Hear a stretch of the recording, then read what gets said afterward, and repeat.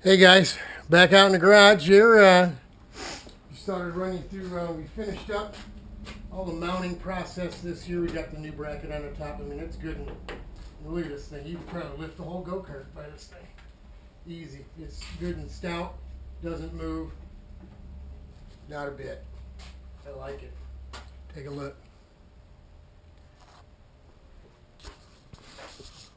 Get the riv nuts in the bottom here in this header, but on the bottom. So we got three through the retainer there in the back or in the front, and then we got two in the back. You know, you see them there. Then we made these little brackets. Got longer bolts for the clamps. Put these brackets on. Again, we don't have the wiring for the welder, so we can't put the new bumper on the top and the pipes in the supports in, and we couldn't put the gussets on the.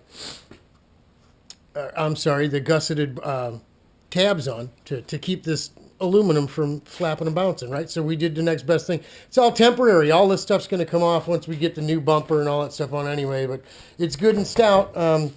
Top mount on, so it's the radiator is held into the retainer deal there. It can't come out of there.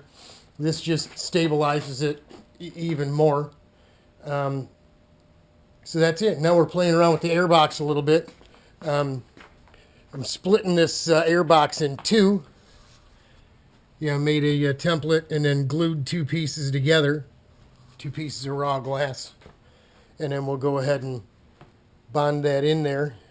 And yeah, that'll keep the air from swirling, getting overloaded with air and actually come, you know, what do they call it? Reversion or whatever, where you know, the air comes back out. If it doesn't go through the radiator quick enough, it's got to go somewhere, right? So that is going to help. We played around with a little bit of that at the GM Tech Center in the air tunnel, quarter tunnel. But so that's it. All done with this here. We got the chassis here we picked up yesterday or day before yesterday.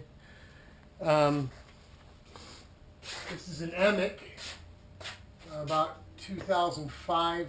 It belonged to Jim Fry. He bought it brand new, 2005-ish. He says we spent some time on email talking to him about the history of this thing and all this kind of stuff. These bars are not factory. They're put in. That's Chris Boorman down in Florida, I guess. He Boorman. Sorry if I'm hacking his name up. He come up with this for some reason to stiffen the cart up more. I've had Emics there. They handle good. Don't know why you would need that, but we didn't pay next to nothing for it. So we were gonna build a 4-cycle project to put rookies in, but this is kind of too nice to be butchering up. So we may just go ahead and make a T-car. With the spare motor. Obviously it's a project. It's going to take a while. This thing ain't going to be done in a couple of months, you know. The whole other water cooling system and getting everything mounted up. It's a long-term project. Maybe by Daytona. Who knows? Anybody out there that's got a gas engine wants to loan us to go to Daytona, I'm going to call John West, see if maybe he wants to work out a deal. That'd be awesome. We built us a gas for Daytona. That'd be awesome. That thing would fly. But that's it. There it is. We're going to play around with that a little bit. We'll probably spend a lot of time bringing you videos of building that thing. And yeah, should be good fun, right? Keeps you out of the barn, keeps you out of trouble. So there it is. We're just playing around with that airbox. We're going to go ahead and probably put a divider in here. We'll glass something in there, paint it orange, whole 9 yards, trick that out a little bit too. You know, it's all about being different, right?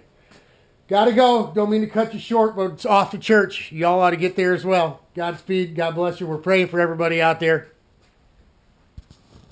Get those carts done.